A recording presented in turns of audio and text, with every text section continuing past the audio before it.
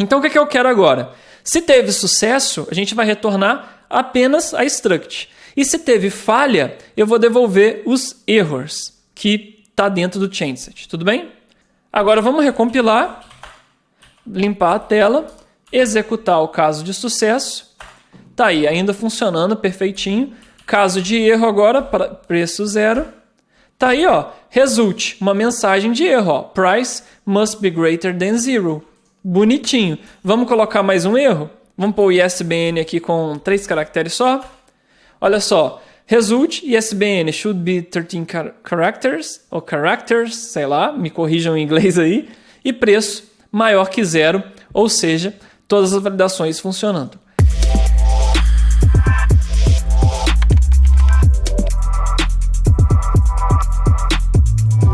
Fala Dev, eu sou Rafa Camargo e esse é mais um Code Drops aqui no canal da Rocket City. Estou muito feliz em mais uma vez ter você aqui para a gente aprender um pouco mais sobre Elixir, Phoenix e tudo que rondeia esse mundo. No vídeo de hoje a gente vai falar sobre uma ferramenta incrível do Ecto, que é o Ecto Embedded Schemas, para a gente conseguir criar validações de dados em aplicações sem bancos de dados, em aplicações Elixir puras mesmo, sem necessariamente estar utilizando o Phoenix. Então a gente vai ver como a gente pode fazer essas validações para tornar a sua aplicação Elixir mais robusta com validações de dados, com mensagens, com as mensagens que o Ecto produz de validações automaticamente. E após a aula de hoje, você nunca mais vai passar aperto tentando validar tudo na mão manualmente nos seus projetos aí. Então, bora pro código. Então, beleza, eu tô aqui no terminal, vou criar um projeto do zero com vocês. Então, vou dar um Mix New. Eu tô pensando em talvez criar uma aplicação de biblioteca, então vou chamar aqui de Biblex, sei lá o nome que me veio na cabeça. Mas perceba que eu dei Mix New apenas porque é uma aplicação Elixir pura. Como eu disse, eu vou te mostrar que a gente pode usar somente o Ecto puríssimo para fazer validações de dados em aplicações que até mesmo são apenas aplicações Elixir. Então vou dar um CD Biblex aqui, o nome ficou meio engraçado, né? Mas beleza.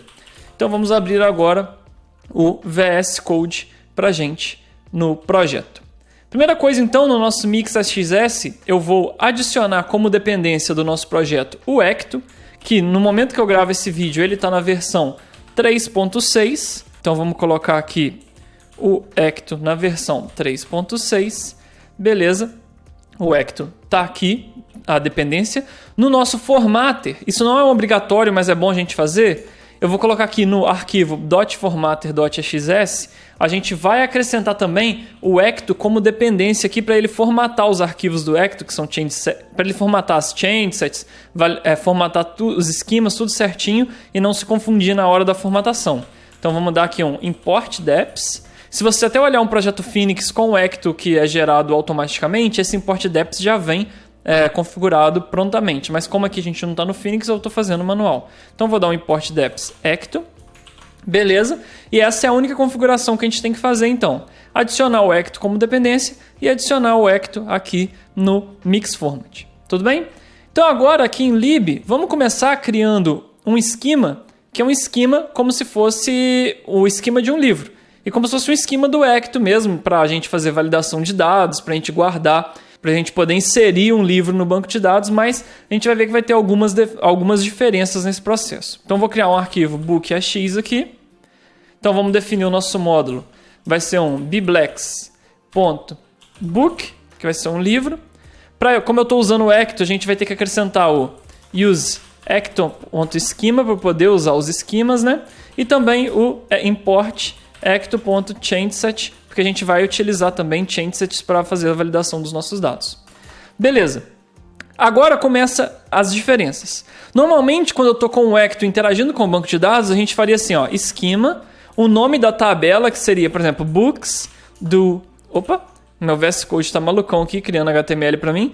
Mas beleza, eu começaria com books do e end e definiria os campos.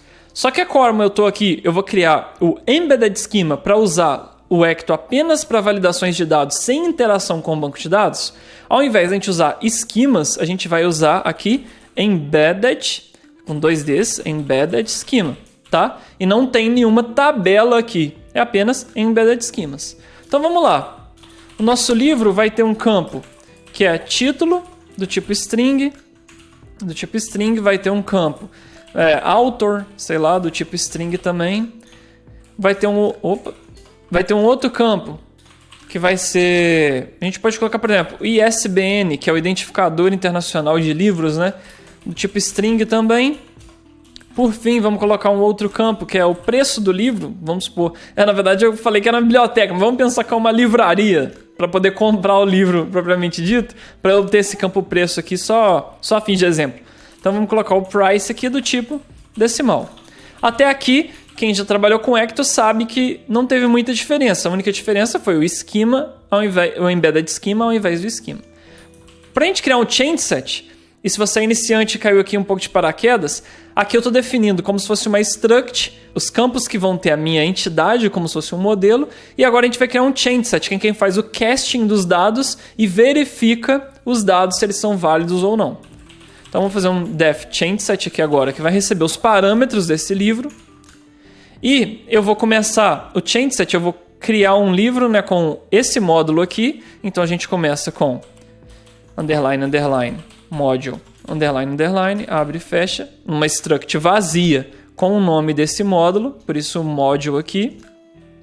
Vamos fazer o cast dos nossos parâmetros, né? Então parâmetros, e quais campos eu vou ter? Todos esses, e vou colocar todos esses campos como obrigatórios. Então já vamos criar uma variável de módulo aqui, required params. Title, todos os campos que a gente criou ali embaixo. Title, author, ISBN e price. Beleza, agora a gente pode usar aqui required params. Tranquilo. Agora vamos para uma validação de dados obrigatórios. Então, validate required, passando required params. E vamos adicionar qualquer outras validações aqui no nosso changeset também. Por exemplo, vamos validar que o ISBN tem 13 caracteres. Então, vamos colocar validate length. O campo ISBN, ele tem que ter o tamanho, então is 13, né? 13. E vamos colocar o validate number do preço, ele tem que ser maior que 0. Então vamos colocar aqui um greater than 0. Beleza. Estrutura tradicional do Ecto Changeset aqui, do schema, tudo, nenhuma tanta novidade pra gente. A diferença é que a gente está usando, como eu disse, o embedded schema, não relacionando isso a nenhuma entidade.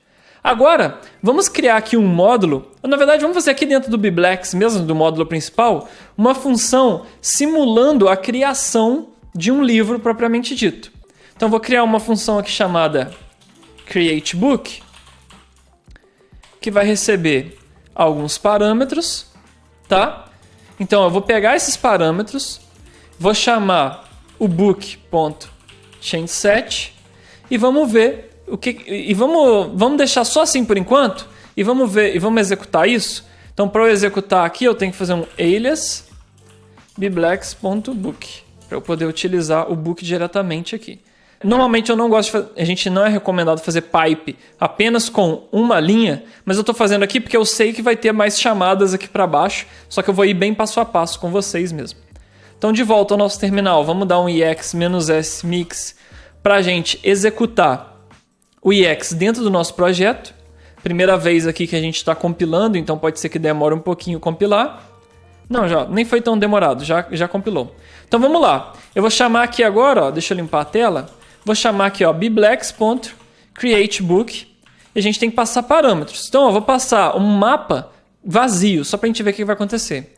Olha só, eu tenho um changeset inválido, um changeset false aqui, porque todos esses campos não podem ser brancos. Tá? Então está funcionando toda a validação do Ecto com changeset com tudo, mesmo sem ter banco de dados. Então se eu tenho vamos supor, imagina que eu tenho uma aplicação que ela recebe dados, mas ela não necessariamente tem um banco. Ela manda esses dados para uma outra API externa que eu faço outro request, eu só estou fazendo meio de campo ali. Não necessariamente eu preciso ter banco, mas eu quero ter uma validação de dados robusta. Eu quero ter esse tipo de validação. Eu quero dizer certinho qual campo não é válido, todos aqueles tipos de mensagem customizados que a gente é acostumado a ver. Com isso, basta a gente usar o Ecto Embedded Schema para fazer essa validação para a gente. E ter todas as validações do Ecto sem necessariamente ter um banco de dados. Mas tem como melhorar isso aqui, tem como deixar mais amigável, que é o que a gente vai ver a partir de agora também. Então, olha só, porque o que aconteceria? Vamos passar dados válidos agora? Então, vou passar aqui, ó, o title, sei lá, Lord of the Rings. Vamos passar agora um author aqui, Tolkien. Um ISBN, algo de 13 caracteres. Então, 1, 2, 3, 4, 5, 6, 7, 8, 9, 10, 11, 12, 13. Beleza.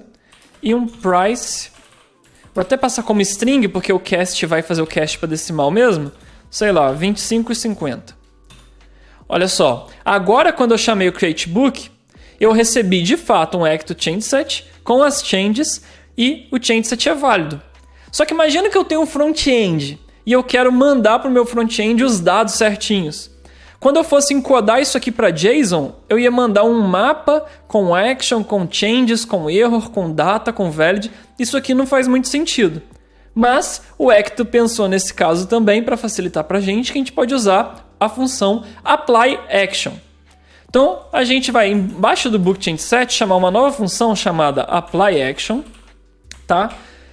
Mas para eu chamar essa applyAction, essa função é do Ecto changeset. Então eu poderia fazer assim, ó, ecto.changeset.applyAction, ou eu poderia, vou te dar várias opções, fazer um alias ecto.changeset e aqui só usar changeset.applyAction, ou eu poderia importar essa função, que é a que eu vou fazer nesse caso. Então vou dar um import ecto changeset, mas para eu não importar todas as funções do changeset para dentro do meu módulo, eu vou importar só o applyAction. Então eu vou fazer assim, ó, only applyAction de aridade 2. Então, como eu disse, o applyAction tem aridade 2, ele espera dois parâmetros, que é um changeset e uma action. Que action é essa? Qualquer uma. Como que eu defino qual action é? Basta eu passar um atom. Então eu posso passar um atom banana aqui, não tem problema. Eu poderia passar qualquer coisa aqui. Essa action é apenas para a gente depois, se a gente precisar fazer pattern matching com o changeset que deu erro, e se eu tivesse vários changesets sendo criados, com essa action eu conseguiria fazer esse tracking. Mas nesse caso, vamos usar uma action create, não tem problema. Então de volta ao meu terminal, deixa eu limpar a tela. Vou dar um recompile aqui por causa do código novo. Beleza, agora eu vou fazer a mesma chamada de criação de livro. E olha que interessante. Agora, ao invés de eu receber um changeset válido, eu recebi uma struct, né? E se você é iniciante e, de novo, caiu aqui, uma struct nada mais é do que um mapa com um nome. Então agora eu recebi um OK do applyAction falando, ó, esses dados são válidos, tão certinhos, tão show. E uma struct bonitinha com os dados do livro. Que quando eu fosse mandar para o front-end e tal, fazer um encode para JSON, e aí só um mapa bonitinho com os dados do livro mesmo, prontinho para ser tratado ou lido, etc. Tudo bem? Então, para finalizar o nosso exemplo, até para ficar melhor, e na verdade antes disso, vamos ver o caso de falha. Ó. Então vou voltar com o preço aqui, ó. Vou pôr o preço 0. Ó. E mesmo assim o applyAction, quando a gente tem um erro, ele retorna um changeset inválido. E aquela action que eu defini, ó, tá aqui, ó, tá vendo? Action create. Se eu tivesse colocado uma action banana, ia estar aqui, action banana. Tudo bem? Mas tá aqui o erro, beleza, bonitinho. Então o que eu quero agora? Se teve sucesso, a gente vai retornar apenas a struct. E se teve falha, eu vou devolver os errors que tá dentro do changeset. Tudo bem? Então vamos voltar aqui. Vou criar uma função chamada handleCreate. Beleza, vou criar ela como privada aqui embaixo. Então, handleCreate. E agora aqui eu vou definir. Se eu receber um OK e um book, eu simplesmente vou devolver esse book. Tá? Na verdade, para ter um padrão, vamos fazer assim, ó. Vou passar um mapa com um status, sei lá, OK, falando que a operação funcionou. E um result, eu vou passar o book. Tá? E agora, o handleCreate, se eu receber, ó, de novo, um error e um changeset, né? Então, se eu receber um error e um changeset, changeset, beleza. O que eu vou fazer? Vou até mudar essa função para mais de uma linha, porque agora eu vou querer devolver um status, sei lá, bad request, tá? E o result eu não vou devolver mais, eu não vou devolver só o changeset inválido. eu poderia, na verdade, vamos deixar assim por enquanto. Vamos dar um recompile só para a gente ver isso na prática. Então, ó, o caso com preço errado, tá aí, result o change set inválido e um status bad request. Se eu tiver agora um preço válido, tá aí um mapazinho com result, o book e um status ok, prontinho, bonitinho para eu usar isso num controller, para mandar isso pro front, etc. Tá? Então, o que eu ia mostrar aqui agora, mas na verdade eu vou mostrar só como curiosidade para quem não conhece, porque pode ter gente aqui que nunca codou em Elixir e tá chegando no vídeo. O change set é essa estrutura que tem muitas informações, né? Ele mostra quais changes foram feitas, quais erros aconteceram, mas se a gente quiser só as mensagens de erro, tem como? Tem como sim. Normalmente quem preocupa em traduzir um change set para erros não é essa camada aqui. É lá em cima no controller, na view, que esses dados vão ser traduzidos para um erro bonitinho. Mas apenas como exemplo para vocês, curiosidade, que a gente poderia usar isso, como eu estou num projeto só com Elixir aqui, mas como eu poderia usar isso num projeto Phoenix, etc., a gente vai usar a função traverse errors do Ecto para a gente conseguir traduzir os erros do change set aqui também. Então, ó, aqui no Google eu vou digitar Ecto traverse errors. Eu sempre faço isso porque é uma função grande, o exemplo que ele mesmo traz aqui pra gente. Mas sempre funciona. Então aqui, ó, no exemplo do traverse errors mesmo do Ecto, eu vou copiar esse código que está aqui, tá? Agora, lá de volta no código, eu vou criar um DFP aqui, ó, translate errors, que vai receber um change set. Opa, change set. Beleza, do end. Vou colar a função traverse errors e aqui como resultado eu vou chamar essa função translate errors aqui que a gente criou, tá? Só que por que está vermelhinho aqui? Porque traverse errors é uma função também do Ecto change set. Ó, eu tô aqui em Ecto change set, a gente viu aqui em cima, ó, que traverse errors é uma função do Ecto change set. Então, de novo, ou eu teria que usar ela aqui como ecto.changeset traverse errors, ou eu posso importar ela também, que é isso que a gente também vai fazer. Então vamos importar ela aqui também, ó, traverse errors, de raridade 2 também, e beleza. Agora vamos recompilar, limpar a tela, executar o caso de sucesso, tá aí ainda funcionando perfeitinho, caso de erro agora, preço 0, tá aí, ó, result, uma mensagem de erro, ó, price must be greater than 0. Bonitinho. Vamos colocar mais um erro? Vamos pôr o ISBN aqui com 3 caracteres só. Olha só, result ISBN should be 13 characters, ou characters, sei lá, me corrijam em inglês aí, e preço maior que 0, ou seja, todas as validações funcionando. Tudo bem? Então, de novo, vocês viram que eu criei essa aplicaçãozinha do zero aqui, do nada, adicionei o Ecto, criei um esquema para fazer casting e validação de dados. E esse embedded schema, que é um esquema embedded, tipo embarcado, né? Mas esse esquema embarcado, por assim dizer, a gente pode usar totalmente desvinculado do banco de dados. O embedded schema é utilizado somente para validação de dados quando eu não tenho banco? Não. O embedded schema também é utilizado quando você tem um campo do tipo JSON-B na sua tabela. Então imagina que eu tenho um campo que ela espera eu salvar no banco um JSON. Esse JSON esses dados precisam ser validados, né? Eu preciso validar esses dados antes de salvar no banco, mas não existe uma tabela no banco para eu validar esses dados, né? Mas eu tenho que validar eles antes de salvar o JSON lá, JSON-B lá no Postgres. Então o que eu faço? Eu crio um campo dentro de um esquema do tipo embedded schema para validar os dados e me dar segurança que na hora que eu vou salvar esse campo do tipo JSON-B, ele vai estar validadinho, bonitinho para a gente também. Então é isso, pessoal. Espero que vocês tenham gostado da aula de hoje, onde a gente viu essa funcionalidade de usar o Ecto para validação de dados sem banco de dados. Como sempre, se você está gostando desse vídeo, se não gostou, quer me dar um feedback, deixe seu comentário aí, se inscreve no canal para não perder nenhum vídeo da série desses vídeos que a gente está produzindo aqui e também veja os conteúdos sugeridos dos outros educadores aqui da Rocket, porque tem muita coisa boa ainda por vir aqui no nosso canal. Tudo bem? Muito obrigado por ter assistido esse vídeo até o final e espero te ver no próximo. Valeu!